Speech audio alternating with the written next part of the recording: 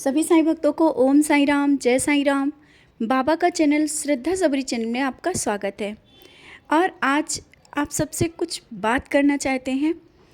तो जैसा आप लोग कहते हो ना कि क्या बाबा सुनते हैं, मेरी तो नहीं सुन रहे हैं, और बार बार अर्जी लगा रहे हैं, मेरी तो सुन ही नहीं रहे हैं बाबा। और बाबा क्या सुनते हैं, कैसे सुनते हैं? हाँ, बाबा सुनते हैं। हर एक साईं भक्त कह सकता है कि बाबा सुनते हैं, और हर एक बात सुनते हैं। आपके मन में जो भी बात चल रही हो वो भी बाबा सुन लेते हैं।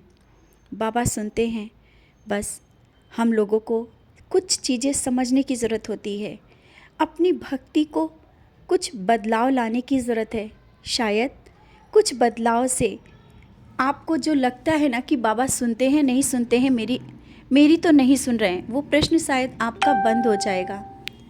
जैसे कि बहुत लोग भक्ति तो करते हैं, बाबा को मानते तो हैं, लेकिन कहीं कहीं विश्वास उनका टूटने लगता है जब परेशानियां बहुत पड़ने लगती हैं और विश्वास डगमगाने लगता है। तो इसी बारे में आप सबसे बात करना है कि ये विश्वास क्यों डगमगाता है। आप बाबा को मानते हो तो पहले बाबा के बारे में तो जानो। सच्चरित पढ़ो, ज़्यादा से ज़्यादा सच्चरित पढ़ो। जब आप सच्चरित को एक एक शब्दों के बाबा को पढ़ोगे ना, बाबा के वचनों को बिल्कुल मन में बसा लोगे कि बाबा ने क्या कहा है, बाबा ने सच्चरित में किस तरह से लीलाएं की, बाबा क्या हैं, कैसे लीला करते थे, तो शायद आप सबका ये प्रश्न ख़त्म हो जाएगा। और आपके सामने बहुत से लोग कुछ बातें लेकर के भी जब आ जाएंगे बाबा के बारे में, तो आपका विश्वास दृढ़ रहेगा। बहुत से लोग होते हैं डगमगाने लगते हैं, दूसरा कोई कुछ कह रहा है तो आप भी उसी तरफ, भले ही नहीं कहते हैं लेकिन दिमाग चला जाता है। तो जब आप सच्चरित को पढ़ लोगे ना और सच्चरित के एक एक शब्दों को समझ लोगे ना, पहले तो सच्चरित को जानना भी ज़रूरी है। जिसको आप मान रहे हो, जिसको आप मानते हो गुरु हैं हमारे, तो उनके बारे में जानो ना कि उनकी शिक्षाएं क्या हैं, वो क्या कहना चाहते थे, उनकी क्या लीलाएं थी और कैसे लीला करते थे, किस तरह से बात करते थे, बाबा का जीवन कैसा था, कितना सरल जीवन था। और आज हम लोग सच्चरित को उतना नहीं पढ़ते हैं। सच्चरित तो पढ़ते हैं लेकिन वो मन से नहीं पढ़ते हैं, जल्दबाजी में जल्दी जल्दी पढ़ जाते हैं। और सच्चरित सिर्फ पढ़ते किस लिए हैं? अपनी विश पूरी करने के लिए, अपनी मनोकामना पूरी करने के लिए। इसलिए नहीं पढ़ते हैं कि हमें सच्चरित में खो जाना है। हमें सच्चरित को इस तरह से पढ़ना है कि बाबा की एक एक लीलाएं हम सबके जीवन में एक नया प्रकाश डाल सकें। हम सब दृढ़ विश्वास के साथ अपने बाबा के बारे में कह सकें कि हाँ, मेरे बाबा की ऐसी लीला थी, मेरे बाबा ऐसे थे। तो अपनी भक्ति में बदलाव लाना होगा। जब आप सच्चरित को अच्छे से पढ़ोगे ना, सच्चरित को एक एक शब्दों को अपने मन में उतार लोगे, आपकी वो सच्ची भक्ति होगी। बाबा यही भक्ति चाहते हैं।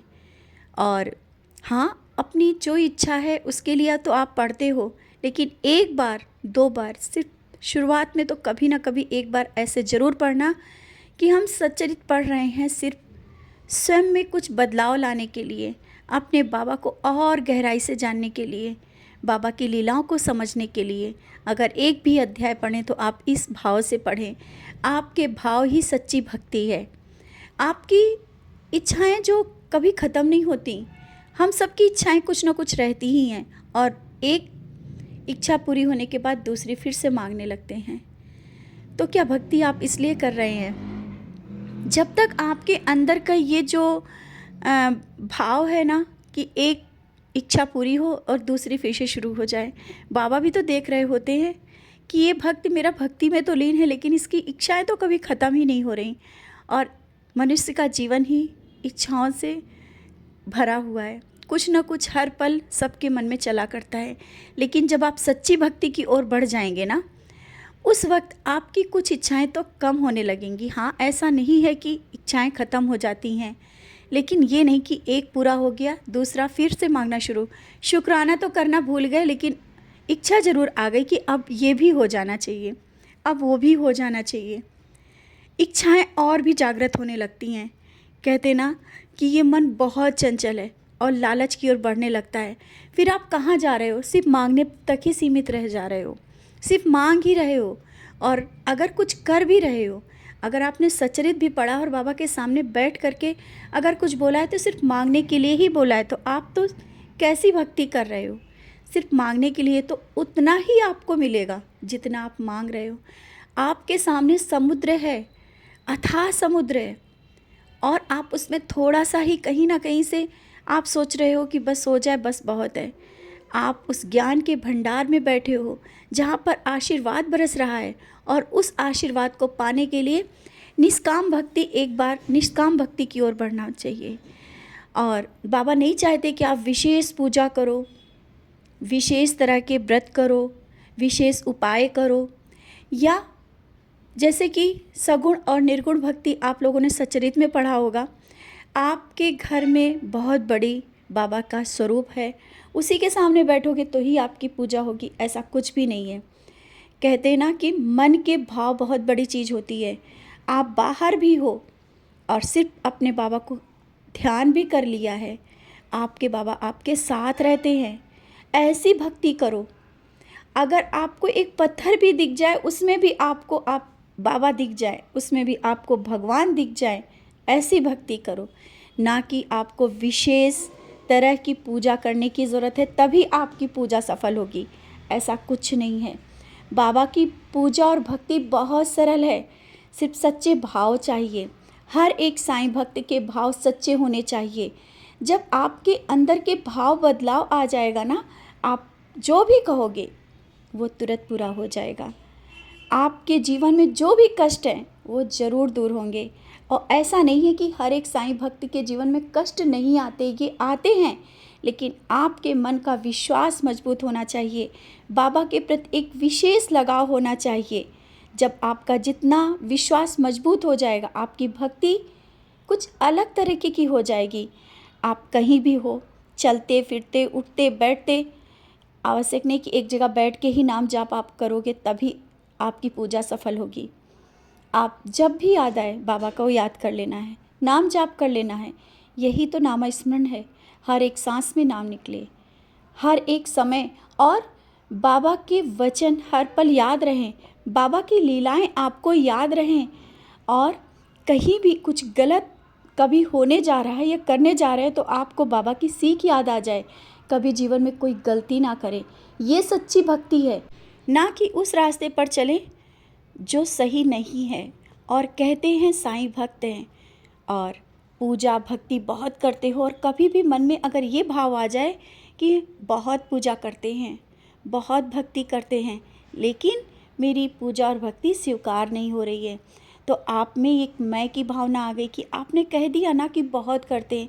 कहाँ करते हैं भक्ति? कुछ नहीं करते हैं भक्ति। जब आपके अंदर एक मैं आ गया कि मैं बहुत करता हूँ, मैं, जहाँ पर भक्ति में मैं नहीं आना चाहिए।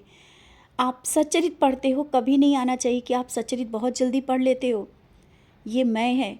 आपने सच्चरित कई बार पढ़ लिया है, आप कष्ट निवारण मंत्र बहुत पढ़ लेते हो और जल्दी पढ़ लेते हो, आप बहुत देर तक के नाम जाप करते हो, आपके घर का मंदिर बहुत सुंदर बना है, वहाँ पे आपकी भक्ति कमज़ोर पड़ जाती है। ये मैं आ जाता है, किसका दिया हुआ है? दिया तो उनका है ना। आप जो बैठ रहे हो सब तो उनके कारण ही आप कर पा रहे हो, फिर भी आप कर रहे हो कि तुम कर लेते हो या मैं कर लेता हूँ, ये कहते हो ना कि मैं ये कर पाता हूँ।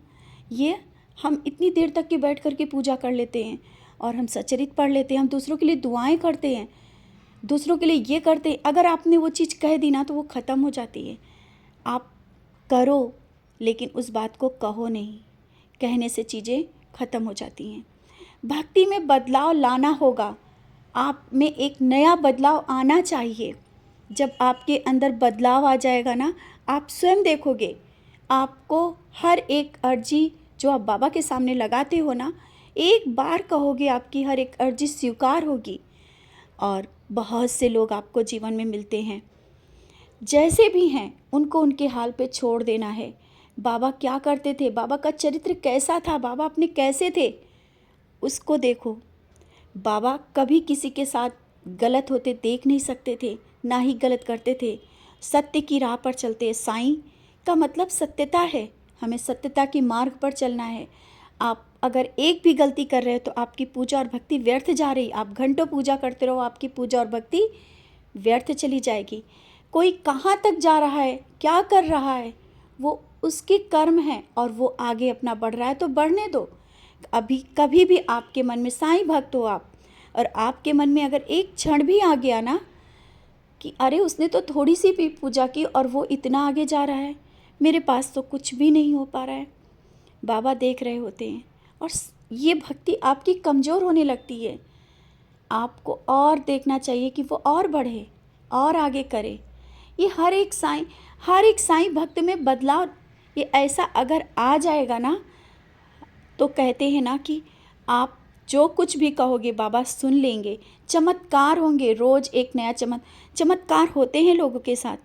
आप लोग उनसे अनुभव पूछोगे, आप उनके करीब जाकर के महसूस करोगे, आप उनको जानोगे कि क्यों इनके साथ इतना चमत्कार हो रहा है। आप देखोगे उनमें बदलाव है, भक्ति में बदलाव है।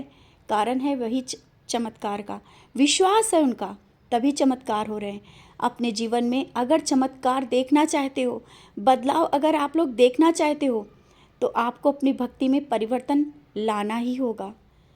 आपको अपनी भक्ति निष्काम तो करनी ही है, लेकिन आपको बहुत सी चीज़ों से बचना भी है। आप बाबा की भक्ति कर रहे हो, विश्वास के साथ कर रहे हो, सच्चरित भाव से पढ़ो, पूजा एक पल के लिए करो, भाव से करो।